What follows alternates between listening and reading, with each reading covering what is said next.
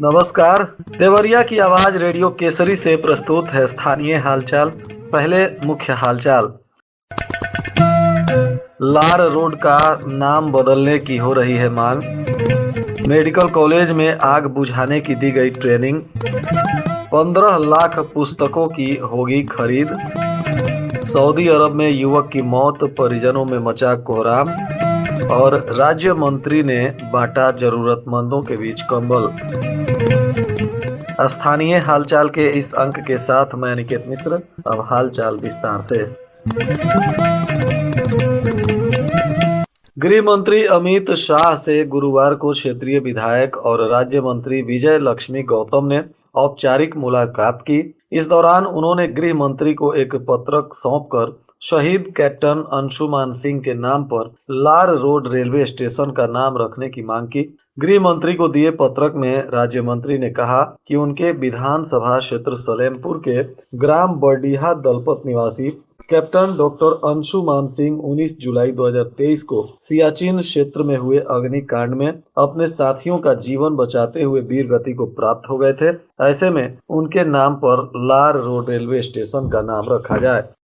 महर्षि देवराहा बाबा स्वशासी राज्य चिकित्सा महाविद्यालय में आग बुझाने का प्रशिक्षण दिया गया। चिकित्सकों और कर्मचारियों ने सिलेंडर में लगी आग को विभिन्न तरीकों से बुझाना सीखा। प्रशिक्षण में एक अग्निशमन यंत्र फेल हो गया, जिसके बाद उसी श्रेणी का दूसरा मंगाकर प्रशिक्षण दिया गया। मेडिकल कॉलेज में 2 बजे अग्निशमन विभाग के कर्मचारी पहुंचे। सबसे पहले ये लोग नर्सेस आवास पहुंचे, जहां आवास में मौजूद नर्स और उनके परिजनों को बुलाकर अग्निशमन यंत्र चलाने का प्रशिक्षण दिया गया। आग लगने के कारण और निवारण की जानकारी दी गई।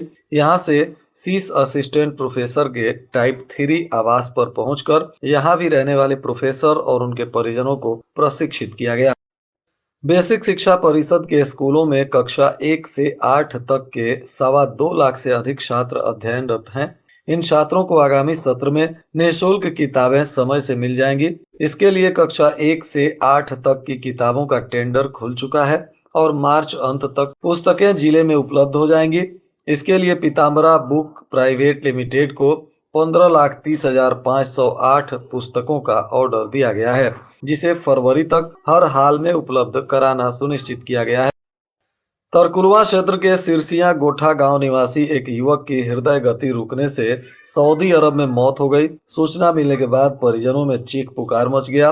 परिवार के लोग विदेश मंत्रालय से शव मंगाने की गुहार लगा रहे हैं। बताया जा रहा है कि सिरसिया कोठा गांव निवासी शुएब अहमद उम्र 42 वर्ष पुत्र अलाउद्दीन 1 वर्ष पहले सऊदी अरब की एक कंपनी में ट्रांसपोर्ट का काम कर रहा था। इसी बीच अचानक उसका हार्ट अटैक से निधन हो गया, जिसके बाद परिजनों को जब सूचना मिली तो पूरे घर में कोहराम मच गया। ग्राम विकास राज्य मंत्री विजय लक्ष्मी गौतम ने सलेमपुर विधानसभा क्षेत्र के अंतर्गत विभिन्न स्थानों पर जरूरतमंदों के बीच कंबल का वितरण किया। उन्होंने डुमोलिया, माधवापुर, हरिजन बस्ती, मझौली दलित बस्ती, हरिया वार्ड और भरौली में कंबल बांटे। इस अवसर पर उन्होंने कहा कि योगी सरकार समाज के हर वर्ग के लिए काम कर रही है और विशेष रूप से गरीब और जरूरतमंद लोगों के कल्याण के लिए भी सरकार प्रतिबद्ध है।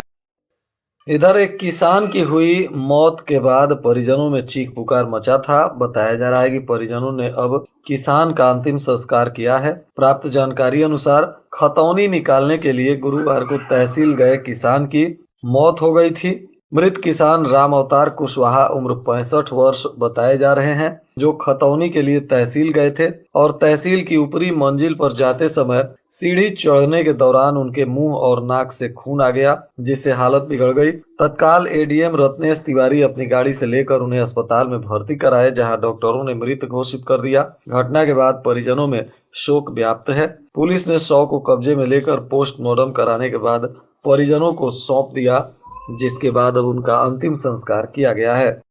जवाहर प्रसाद मदेसिया फुटबॉल प्रतियोगिता के 5वें दिन मुंबई ने कोलकाता को 3-0 से हराकर अगले दौर में प्रवेश कर लिया। मुख्य अतिथि शिक्षक अलाउद्दीन सद्दाम और आयोजक अजय मदेसिया ने खिलाड़ियों से परिचय प्राप्त कर मैच का शुभारंभ किया। भिगारी बाजार स्थित किसान उच्चतर माध्यमिक विद्यालय के प्रांगण में पूर्व विधायक स्वर्गीय योगेंद्र सिंह की पुण्यतिथि पर सूरज सिंह सेंगर के संयोजक में एक कार्यक्रम किया गया, जिसमें लोगों ने उनके चित्र पर पुष्प अर्पित कर श्रद्धा सुमन अर्पित किया। इस दौरान कार्यक्रम को संबोधित करते हुए पूर्व विधायक डॉक्टर आशुतोष उपाध्याय ने कहा कि स्वर्गीय सेंगर जमीनी नेता थे। वे आजीवन किसानों के लिए संघर्षरत रहे। उन्होंने हमेशा किसानों की लड़ाई लड़ी। उनकी पहचान किसान नेता के रूप में की जाती थी। जिले में चल रहे 100 दिवसीय सघन टीबी उन्मूलन अभियान के दौरान उच्च जोखिम श्रेणी के लाखों संभावित टीबी रोगियों की स्क्रीनिंग की जा रही है।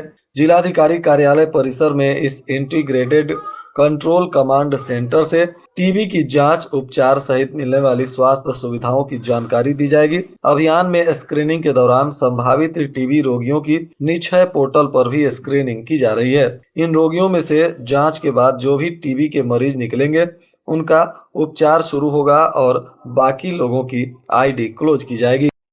जिले के 16 विकास खंडों में तैनात सहायक विकास अधिकारी पंचायत को प्रति माह फील्ड विजिट करने के लिए स्वच्छ भारत मिशन वित्त आयोग और विभागीय कार्यक्रमों में हो रही कठिनाइयों को देखते हुए इसके सुचारू रूप से क्रियान्वयन के लिए उन्हें विजिट भत्ता देने का निर्देश आया है, जिसमें बताया जा रहा है कि शासन के तरफ से विकास खंड स्तर पर तैनात सहायक विकास अधिकारी पंचायत को प्रति माह वाहन भत्ता के लिए 10,000 रुपए दिया जाएगा, ताकि ये लोग क्षेत्रों में भ्रमण कर सरकारी योजनाओं को समय से जनता तक पहुंचा सकें।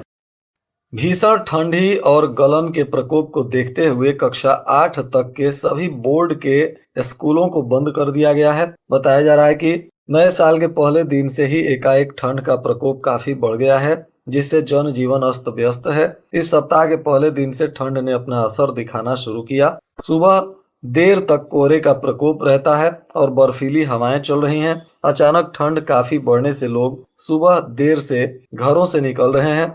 सुबह टहलने वालों पर भी ठंड का असर दिख रहा है। कोहरे के चलते लाइट जलाकर वाहन चल रहे हैं। ठंड से राहत पाने को शहर से लेकर गांव तक अलाव का सहारा बना हुआ है। बैतालपुर में स्वर्गीय फूलमती देवी राष्ट्रीय महिला फुटबॉल प्रतियोगिता का उद्घाटन मैच सिवान और पथरदेवा के बीच खेला गया। रोमांचक मुकाबले में पहले हाफ तक कोई गोल नहीं हो सका। आखिर में पथरदेवा की टीम ने 1-0 गोल से उद्घाटन मैच जीत लिया। बैतालपुर कस्बा के हनुमान मंदिर परिसर में बतौर मुख्य अतिथि नंदलाल जायसवाल और विशिष्ट अतिथि जेपी जायसवाल ने खिलाड़ियों से परिचय प्राप्त कर मैच का शुभारंभ किया।